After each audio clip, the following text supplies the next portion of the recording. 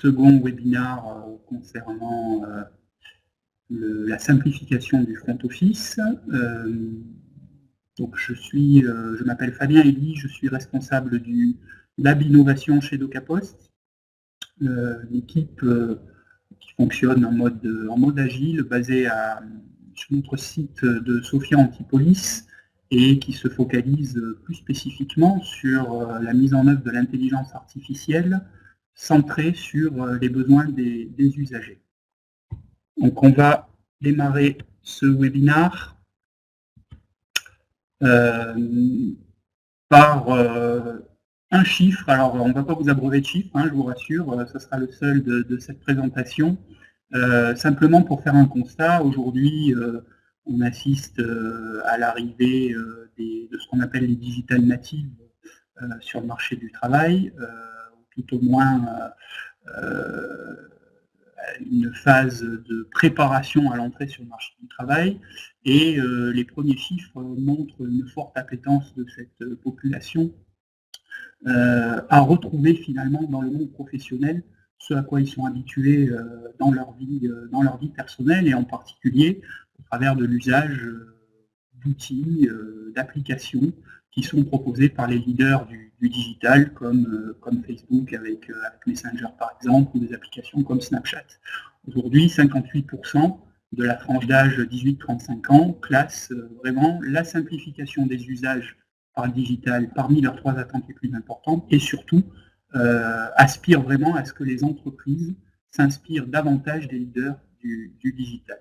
Donc je vais laisser Shadi maintenant nous expliquer un petit peu comment se traduit cette démarche vis-à-vis de l'usage. Bonjour à tous et merci Fabien. Je suis Shadi Nassif, je suis responsable d'une équipe de design et d'innovation. Dans l'équipe, on a environ 35 designers qui réfléchissent au quotidien comment transformer l'expérience utilisateur pour la rendre simple, agréable, et pour donner envie à nos clients et à nos utilisateurs de revenir nous voir régulièrement. Donc du coup, en fait, sur le slide qu'on présente là ici, le message clé de dire, en fait, c'est que dans toute entreprise, nous avons des processus métiers qui nous permettent en fait de délivrer le service à nos clients. L'expérience utilisateur ne consiste pas à prendre ce processus métier et à le décliner simplement en UX, UI sur les interfaces en fait qui concernent l'interaction avec le client. En fait, il faudra repenser le process vu de l'utilisateur et avec l'utilisateur pour lui permettre d'avoir une expérience plus agréable et plus en adéquation par rapport à ses attentes. On passe au slide suivant. Et l'idée en fait de faire simple au sens pas forcément technique et comptable juridique, comme on sait aujourd'hui, on est régi par des contraintes sur les solutions qu'on travaille, qu'elles soient en fait à titre réglementaire, juridique ou technique. Le designer en fait doit avoir cette capacité-là à comprendre ces contraintes-là, mais à s'affranchir d'un point de vue user experience. Les utilisateurs et nos users ne sont pas ici pour comprendre nos contraintes et faire avec. On n'est pas ici pour reprojeter sur eux les contraintes d'entreprise. On est plus ici en fait pour débrayer l'expérience utilisateur de la contrainte technique qu'on peut avoir par rapport aux solutions qu'on met en place. Et de ce fait-là, le designer, par sa capacité en fait à être créatif, par sa capacité en fait à trouver en fait des astuces qui permettent un peu de s'affranchir de la contrainte technique d'un point de vue expérience utilisateur, permettra de créer une expérience fluide qui donne envie de revenir sur notre service régulièrement, indépendamment de cette contrainte-là. Il ne faut pas en fait s'en affranchir au sens de ne pas les comprendre, il faut vraiment se marier avec eux pour pouvoir sortir de solutions qui sont viables. Parce que si on n'intègre pas la contrainte technique dans nos réflexions depuis le démarrage, on va avoir de très belles user expériences, mais qui ne sont pas réalistes et réalisables sur le terrain. Et pour finir sur la partie user experience, ce qui est intéressant, c'est d'offrir en fait des interfaces, des parcours clients agréables, mais ce qui est plus important encore, c'est d'enclencher et de créer un dialogue avec l'utilisateur. On voit très bien cela arriver avec cette dynamique-là de chatbots qui sont en train de remplacer toute l'expérience utilisateur sur les applications, et on voit bien un peu l'importance du dialogue qui est créé. Un dialogue qui nous permet d'interagir avec nos clients. Il vient nous voir, il nous parle, on l'écoute, on l'entend, on lui répond, mais aussi on est capable aussi de prendre la main, de lui parler, de lui poser des questions et de l'écouter dans cette assistance à la livraison du service. Tout à fait. Je compléterai sur cette partie-là avec un buzzword du moment qui est l'intelligence artificielle. Aujourd'hui, effectivement, ce sujet-là est souvent associé à la notion de chatbot que Shadi vient d'évoquer. Il est vraiment important d'utiliser finalement l'IA pour ce qu'elle peut apporter au niveau de l'utilisateur et pas simplement pour implémenter de la technologie pour de la technologie.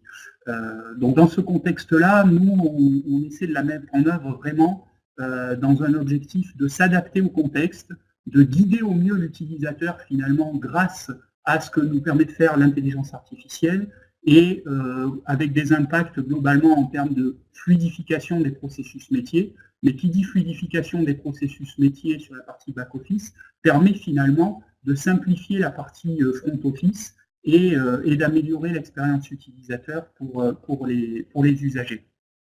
Donc un petit focus sur finalement l'utilisation de l'intelligence artificielle au service du contexte dans lequel baigne l'utilisateur, à travers finalement 4 usages qui sont clés dans l'implémentation de ces technologies-là au service de l'utilisateur.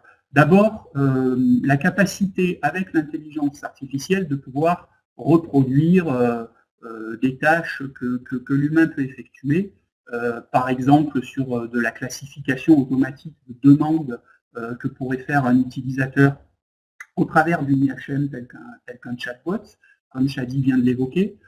Et finalement, l'intérêt de ça, c'est d'automatiser des tâches qui, aujourd'hui, peuvent prendre un certain temps, peuvent finalement ralentir le processus et donc être néfastes sur la fluidité de l'interaction avec l'utilisateur.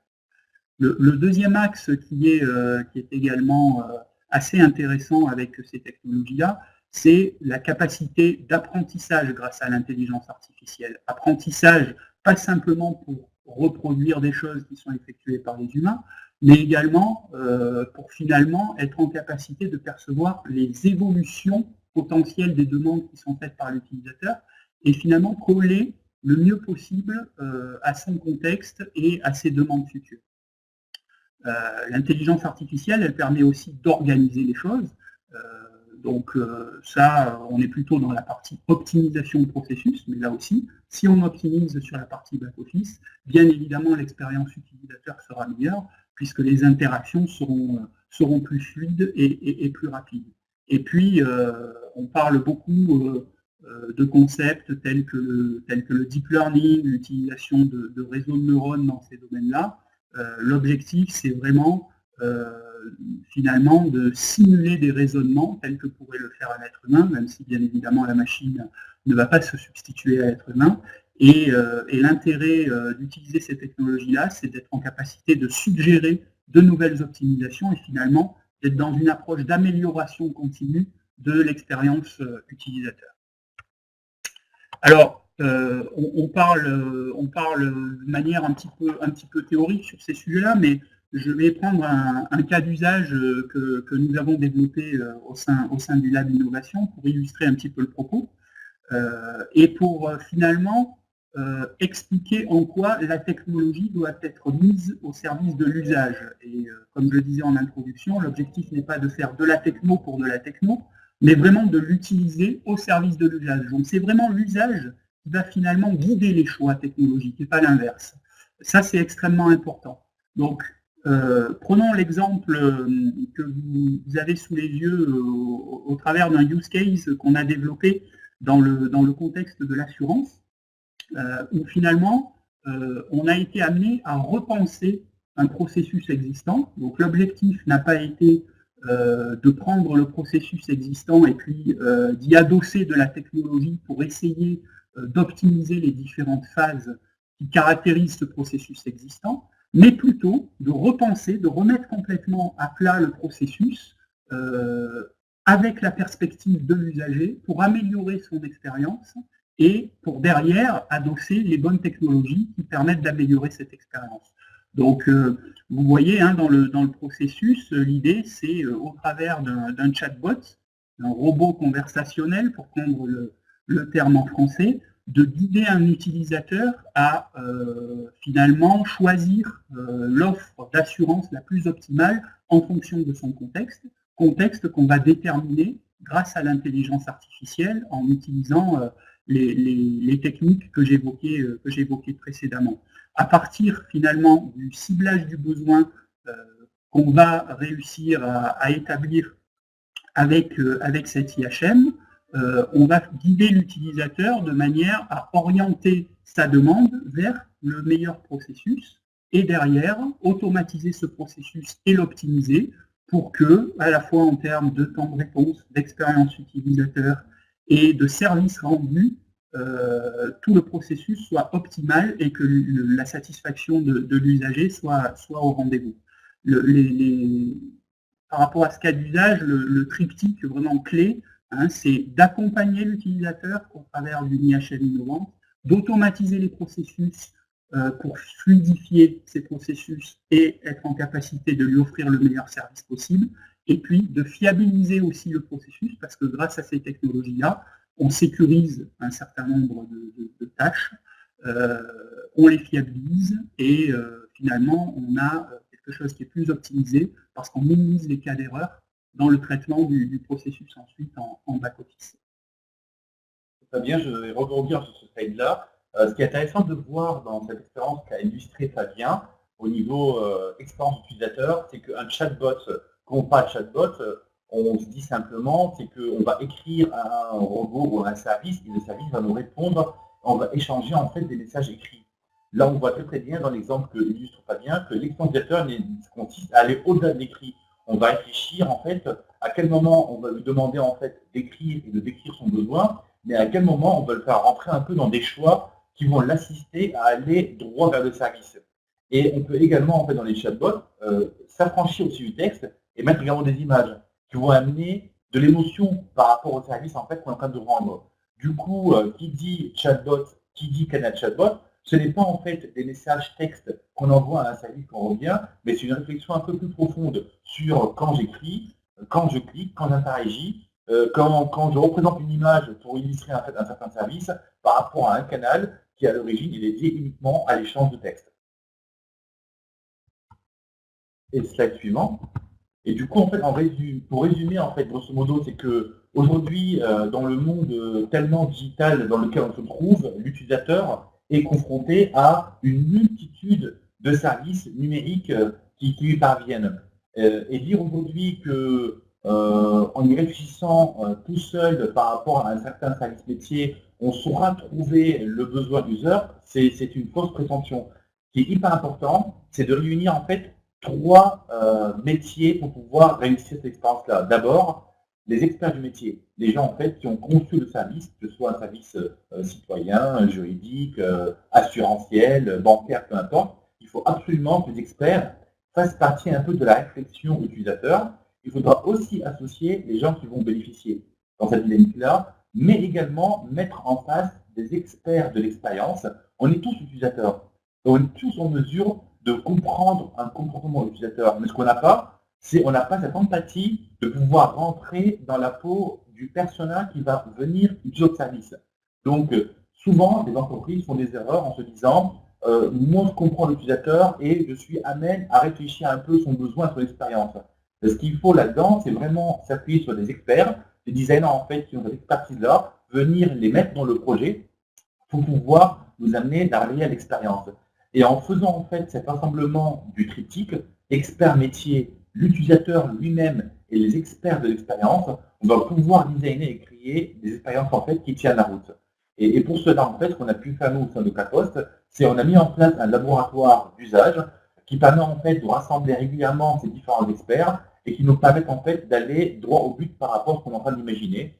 Et ce laboratoire d'usage est ouvert à tous, donc si vous voulez venir le visiter, découvrir comment il travaille, nos méthodologies, comment on arrive en fait rapidement à sortir de l'enjeu à la solution, n'hésitez pas à me contacter et on prendra rendez-vous avec plaisir par rapport à ça.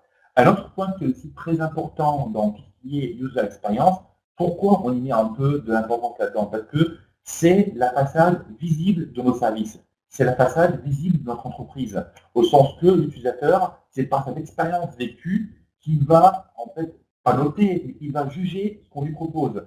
Une expérience fluide, simple, qui permet d'aller jusqu'au bout de la livraison du service, c'est un gage un peu de qualité de service rendu. C'est une image de qualité qu'on reflète à l'utilisateur. Donc, il ne suffit pas seulement de mettre de la couleur et de mettre un peu du graphisme pour dire on a un site qui est beau, on a un service qui plaît, mais il faudra l'accompagner jusqu'à la livraison du service. Et le parcours user n'est pas uniquement limité au digital. Il faudra le faire avant, pendant, après. Donc du coup, l'importance d'avoir en fait un parcours en cohérence par rapport au service est critique pour notre marque, pour la crédibilité du service qu'on va rendre derrière. Et c'est aussi un gage de visibilité, au sens pour pouvoir un peu se démarquer et sortir du lot. Un service qui plaît, un service qui est bien noté, en fait, dégagera fortement. Aujourd'hui, par exemple, si vous voyez, on travaille énormément, depuis déjà plus d'1 an, sur comment décliner les services utiles qu'on met en place sur les chatbots, et on accompagne les grands comptes également dans cette déclinaison-là. On se rend compte que rien que le fait, en fait, de proposer un service sur un chatbot, ça a un écho super favorable par rapport aux médias. Les utilisateurs ont hâte de découvrir notre service-là et ça nous permet en fait de mettre en avant et aussi nos compétences technologiques, mais aussi notre savoir-faire en termes d'expérience utilisateur. Donc aujourd'hui, ce qu'on a réussi à faire, par exemple, je cite quelques exemples au-delà de ce qu'elle dit Fabien, il n'y a pas longtemps, on a sorti un service qui nous permet de s'inscrire pour passer un examen du code de la route.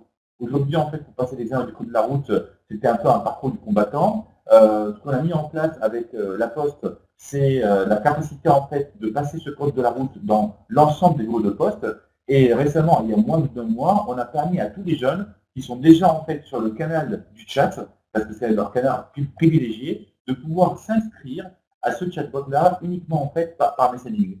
Donc une expérience qui a été mise en place, qui a eu pas mal d'écho auprès un peu des jeunes, et ça a permis en fait de donner plus des ailes à un service très administratif, très classique par rapport aux citoyens.